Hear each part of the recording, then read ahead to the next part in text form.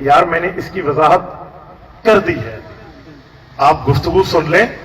میں سمجھتا ہوں کہ مولانا مفتی طارق مسعود صاحب سے غلطی ہوئی, انہوں نے سراسر غلط بات کی. جب تک انہوں نے غلطی اپنی واپس نہیں لی میں نہیں بولا, میں مسلسل رابطے میں تھا, بلکہ انہوں نے خود رابطہ کرایا مجھ سے. میں اس دن حضرت مولانا فضل الرحمان صاحب کے ساتھ یہاں آرٹ کونسل ملتان میں تھا, اس وقت ان کا میسج آیا, پھر کال آئی, پھر بندے کو درمیان میں ڈالا. میں نے کہا جی 100% الفاظ واپس لینے ہوں گے تب ہم بات کر سکیں گے آپ کے حق میں, کہ بات غلط ہے, آپ سے غلطی ہوئی ہے, ماننا پڑے گا. پھر انہوں نے 2 بار میڈیا پہ آ کے کھلے لفظوں میں معذرت بھی کیا, اللہ سے توبہ بھی کی. بالکل کی. مجھے بتائیں, ایک آدمی اگر غلطی کر لے, وہ غلطی پہ ڈٹے نہیں, وہ غلطی پہ اللہ سے بھی معافی مانگے اور عوام سے بھی مانگے, پیچھے کیا بچا یار, کیا کرو گے تم؟ میں حیران ہوں مولانا, آپ لوگ حیران ہوں گے. کل سے میں نے بات کی ہے نا, آج میرے موبائل بھر گیا ہے ان باکس اور ہمارا سوشل میڈیا.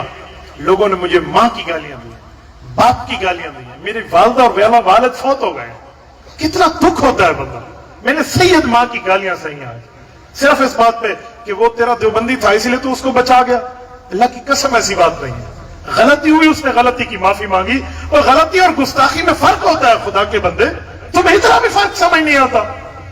اگر تم اس بات کی بنیاد پہ کہتے ہو کہ وہ قادیانی ہو گیا, اس نے غلطی کر لی, نعوذ باللہ, تو میں جملہ کہتا ہوں, قادیانی تو اپنی کفر پہ ڈٹ گیا ہے, اور یہ بیچارہ مولوی تو اپنی غلطی بات کر کے معافی مانگ گیا ہے. تم پھر بھی پیچھے نہیں ہٹ رہے, اور کوئی شرم کرو یار. غلطی انسان سے ہو جاتی ہے, تو ہو جانے کے مطلب تھوڑی ہے کہ تم جو مرضی ہے رگڑ کے رکھو. میں نے انہیں پرسنل میں کچھ باتیں سمجھائی ہیں, وہ آپ کے یہاں بیان کرنے کی نہیں ہے. وہ پرسنل میں بات سمجھانی ہوتی ہے, سمجھا دی ہے, لیکن جہاں پر غلطی ہوئی معافی ہو گئی. اب تائب من الذنب کمن لا ذنب لہ, بندہ سچے دل سے توبہ کر لے, توبہ ہو جاتی ہے, اللہ معاف کر دے رہا ہے. تو پھر بھی معاف کرنے پہ تیار نہیں ہو, جو مرضی آئے بدمان لگا ہوا ہے, جی اس طرح ہے, جی اس طرح ہے, اس طرح ہے, جی اس طرح ہے. میں نے تو آج اس بندے کو میسج کرا ایک دوست کو,